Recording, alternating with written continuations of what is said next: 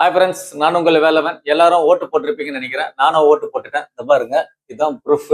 So எல்லாரும் ஜனநாயக கடமை ஒழுங்கா பண்ணிருப்பீங்கன்னு நினைக்கிறேன். நானும் பண்ணிட்டேன். அதனாலதான் நேற்று என்னால வீடியோ போட முடியல. சரி, நம்ம இன்னைக்கு வீடியோக்குள்ள போலாம். இன்னைக்கு ஏன்னா ஹாட்டான நியூஸ் நிறைய வந்திருக்கு. என்னாச்சுன்னு பாத்தீங்கன்னா, இன்னைக்கு ஏப்ரல் 24 உலகமே இன்னைக்கு ஸ்தம்பிச்சு போயிருக்கு. அதாவது ஒரு பேரதிர்ச்சியில உலகமே இப்ப மூழ்கி இருக்கு. என்னாச்சுன்னு பாத்தீங்கன்னா, நேத்து வரைக்கும் ட்ரம்ப் போர் நிறுத்தம் அப்படி சொன்னதுல இருந்து நம்ம எல்லாமே ஒரு நிம்மதி பெருமூச்சு விட்டோம். ஆனா இப்ப என்னாச்சு பாத்தீங்கன்னா, இதுதான் ஒரு பெரிய செக்மெட்டா பார்க்கப்படுது. என்னன்னா, ட்ரம்ப் அப்படி சொன்ன அடுத்த நிமிஷத்திலேயே ஈரான் என்ன பண்ணிருக்காங்கன்னா, அவங்களோட கடற்படையை வச்சு ஒரு மூணாவது பெரிய எண்ணெய் கப்பலை பெருசா அட்டாக் பண்ணிருக்காங்க. இது சாதாரண அட்டாக் கிடையாது மக்களே. இதனால என்னாச்சுன்னு பாத்தீங்கன்னா, உலகத்தோட பெரும் கடல் வழி வர்த்தகம் இப்ப பெருமளவுல பாதிக்கப்பட்டிருக்கு. முக்கியமான விஷயம் என்னன்னு பாத்தீங்கன்னா, இந்த பிரச்சனைக்கு நடுவுல தங்கத்தோட விலை நேத்து கம்மியாச்சு.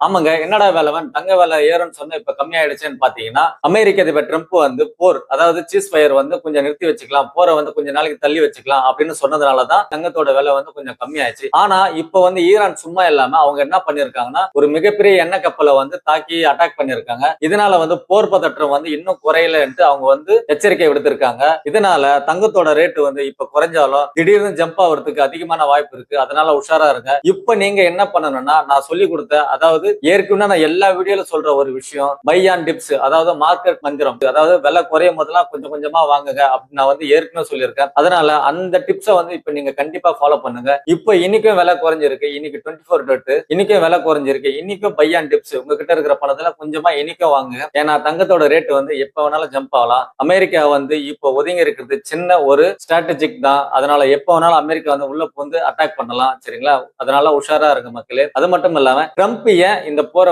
தள்ளி வச்சாரு? ஈரான் அட்டாக் பண்ண அந்த மிகப்பெரிய எண்ணெய் கப்பல் எந்த நாட்டோடுது? தங்க விலை இனி ஏறுமா குறையுமா? தங்கம் இப்ப நீங்க வாங்கலாமா வேண்டாமா? இதெல்லாம் பத்தி தான் இந்த வீடியோல நம்ம அலசி ஆராய போறோம். அதுக்கு முன்னாடி ஒரு நம்ம வீவர் என்ன சொல்லியிருந்தாங்கன்னா, வளன்னு பேசாதீங்க, சீக்கிரமா மேட்ரு வாங்க அப்படின்னு சொன்னாங்க. கண்டிப்பா உங்களோட ரெக்வஸ்ட் நான் ஏத்துக்கிறேன். நான் வள பேசல, அதாவது நான் இன்ஃபர்மேஷன் தான் கொடுக்குறேன், வளன்னு பேசல. ஏன் நான் வளன்னு பேசுறேன் உங்களுக்கு அப்படி தோணுதுன்னா, இந்த இன்ஃபர்மேஷன் எல்லாம் கொடுத்துட்டு கடைசியா அந்த கோல்ட் ரேட் ஏறுமா ஏறாதா அப்படின்னு சொல்றதுனாலதான் நான் வள பேசுற மாதிரி உங்களுக்கு தெரியுது. என்னன்னு பாத்தீங்கன்னா, நம்ம வீடியோல நம்ம என்ன சொல்றோம்னா, தங்கத்தோட விலை ஏன் ஏறுது இறங்குது, அதை பத்தி ஏன் நம்ம டீட்டெயிலா சொல்றோம்னா, இந்த மாதிரி காரணங்களாலதான் இந்த தங்கத்தோட விலை ஏறுது இறங்குது. அதனாலதான் இந்த இன்ஃபர்மேஷனை சொல்லிட்டு உங்களுக்கு கடைசியில இந்த தங்கத்தோட விலை இதனால ஏறுச்சு இதனால இறங்குச்சு அப்படின்ற இன்ஃபர்மேஷன் நம்ம வீடியோல கொடுக்குறேன். நீங்க சொன்னது ஒன்றும் தப்பு கிடையாது, கரெக்ட் தான் நீங்க சொன்னது. நான் வள பேசுற மாதிரி தான் உங்களுக்கு தோணி இருக்கு. அதனால எந்த தப்பும் கிடையாது. இந்த மாதிரி கமெண்ட்டை தான் நான் வரவேற்கிறேன். சரிங்களா? நம்ம சேனலை இப்பதான் நீங்க பாக்குறீங்கன்னா, நம்ம வேலவன் இன்ஃபோ ஹப் சேனலை மறக்காம சப்ஸ்கிரைப் பண்ணிட்டு நம்மள ஃபாலோ பண்ணிட்டு வாங்க. அப்பதான் உங்களுக்கு நோட்டிபிகேஷன் வரும். சரி, நம்ம வீடியோக்குள்ள போலாமா? Welcome back to Velavan info hub channel.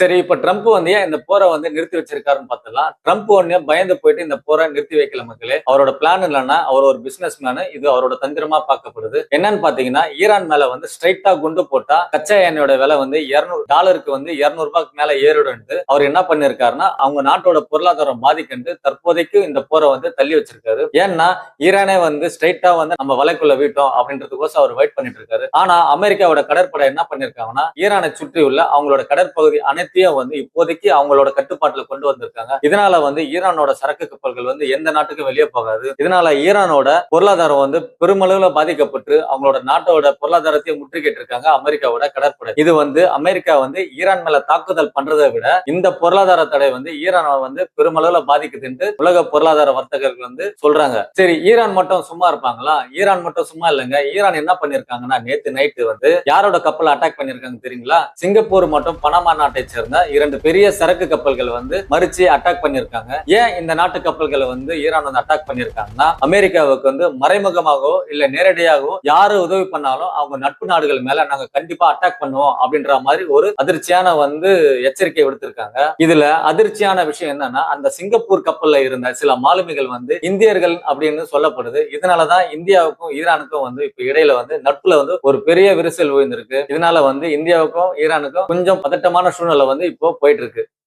இப்போ நம்ம மேட்ருக்கு வருவோம். போர் டென்ஷன் வரும்போது தங்க விலை உயரும் தானே, ஏன் இப்ப குறைஞ்சது விலைவன் அப்படின்னு எனக்கு கேட்டீங்கன்னா, என்னாச்சுன்னு பாத்தீங்கன்னா, ட்ரம்ப் வந்து சீஸ் ஃபயர் அதாவது போர் நிறுத்தம் சொன்ன உடனே போர் பதற்றம் குறைஞ்சு, அதாவது உலக முதலீட்டாளர்கள் இருக்காங்கல்ல, அவங்க என்ன பண்ணிருக்காங்கன்னா, இவங்க தான் இதுல வந்து முக்கிய பாயிண்ட் வகிக்கிறாங்க. அவங்க என்ன பண்ணிருக்காங்கன்னா, இப்போதைக்கு போர் வராது, அதனால வந்து நம்ம தங்கத்தை வித்துட்டு வேற வட்டி எதுல அதிகமா கொடுக்குதோ அதுல போயிட்டு நம்ம இன்வெஸ்ட் பண்ணலாம் அப்படின்ட்டு தங்கத்தை வந்து விற்க ஆரம்பிச்சிருக்காங்க. இப்ப தங்கத்தை விற்கும் போது என்ன ஆகும்னா, தங்கத்தோட டிமாண்ட் கம்மியாயிட்டு மார்க்கெட்ல வந்து தங்கத்தோட ரேட் கம்மியாகும். அதனாலதான் வந்து தங்கத்தோட விலை வந்து கம்மியாயிருக்கு. ஏன் முதலீட்டாளர்கள் வந்து தங்கத்தை வித்துட்டு வேற இன்வெஸ்டருக்கு போறாங்கன்னா, அதாவது தங்கத்துல வந்து முதலீடு பண்ணும் போது தங்கம் வந்து விலை ஏறும் போதுதான் அவங்களுக்கு வந்து ப்ராஃபிட் கிடைக்கும். ஆனா தங்கத்துல இருந்து வெளியே வந்து ஷேர் மார்க்கெட்லயோ இல்ல வட்டி அதிகமா கொடுக்குற பாண்ட்லயோ இன்வெஸ்ட் பண்ணும்போது அவங்களுக்கு வந்து இன்ட்ரெஸ்ட் ரேட் வந்து அதிகமா கிடைக்கும் அப்படின்ற எண்ணத்துலதான் வந்து பெரிய முதலீட்டாளர்கள் என்ன பண்றாங்கன்னா, இப்போதைக்கு போர் இல்லாத காரணத்தினால சேஃபான எவனான தங்கத்தை வித்துட்டு மத்த இன்வெஸ்ட்ல வந்து இன்வெஸ்ட் பண்ண ஆரம்பிக்கிறாங்க. இதுதான் தங்கத்தோட விலை வந்து குறையறதுக்கு முக்கியமா காரணமா பார்க்கப்படுது. ஆனா முக்கியமான ஒரு விஷயம் சொல்ல போற மக்களே, அதை நல்லா கவனிச்சுக்கோங்க. ஈரான் வந்து இந்த 3வது எண்ணெய் கப்பலை வந்து இப்போ அட்டாக் பண்ணதுனால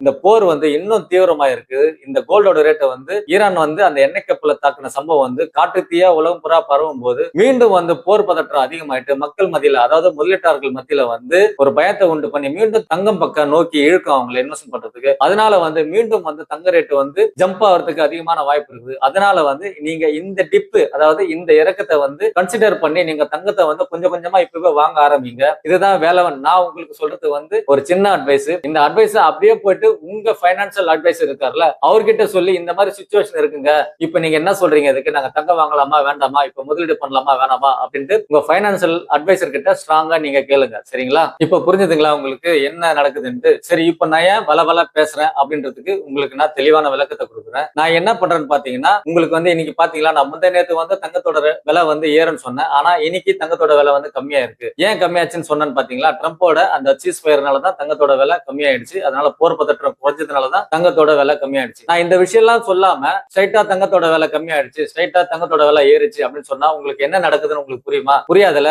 நான் சொல்றதுதான் உங்களுக்கு வந்து தப்பாலதான் தோணுதான். அதனாலதான் நான் இன்ஃபர்மேஷனை தெளிவா கொடுத்துட்டு அதுக்கப்புறம் அந்த தங்க விலை ஏன் ஏறுது இறங்குது அப்படின்ற ஒரு இன்ஃபர்மேஷன் உங்களுக்கு நான் கொடுக்குறேன். இப்போ வந்து நீங்க வந்து இந்த இன்ஃபர்மேஷனை வச்சு தங்கத்தை இப்ப வாங்கலாமா வேண்டாமா உங்களுக்கும் ஒரு ஐடியா கிடைக்கும்ல. அதனாலதான் நான் டீடைல்டா இந்த விஷயத்த சொல்லிட்டு தங்க விலை ஏறுமா இறங்குமா அப்படின்றத நான் சொல்றேன். சரிங்களா? உங்க கமெண்ட்டுக்கு ரொம்ப நன்றி. ஆனா அதை நான் ஒன்னும் தப்பா எடுத்துக்கல, ஜாலியா தான் எடுத்துக்கிறேன். சரிங்களா? இது போன்ற கமெண்ட் நீங்க மேலும் பண்ணுங்க, நான் உங்களுக்கு ஜாலியா ரிப்ளை பண்றேன். சரிங்களா? சரி, முடிவா நான் என்ன சொல்றேன்னா, ஈரான் வந்து இப்போ மற்ற நாட்டு கப்பலுக்கு மேல அட்டாக் பண்றாங்களே, அது சரியா இல்ல தவறா, அதை வந்து நம்ம கமெண்ட்ல நீங்க பதில் சொல்லுங்க. அது மட்டும் இல்லாம ட்ரம்ப் வந்து இப்போ அமைதியா இருக்கிறது வந்து நீங்க தப்பா ஒண்ணு நினைச்சிடாதீங்க. அது வந்து பெரிய போருக்கு முன்னாடி, அதாவது பெரிய புயலுக்கு முன்னாடி ஒரு அமைதி, அதுதான் நீங்க நினைச்சுக்கணும். ஏன்னா அவர் வந்து மறுபடியும் எப்ப வேணாலும் பாய்ஞ்சி வந்து ஈரானை வந்து அட்டாக் பண்ணலாம். அதுக்கப்புறம் தங்கத்தோட விலை வந்து நம்ம கையை மீறி போகலாம். அதனால பை அண்ட் டிப்ஸ், அதாவது மார்க்கெட் மந்திரத்தை வந்து இப்பயே நீங்க பயன்படுத்துங்க. இன்னைக்கு ஈவினிங்குள்ள நீங்க கன்சிடர் பண்றீங்க அந்த மந்திரத்தை. சரிங்களா?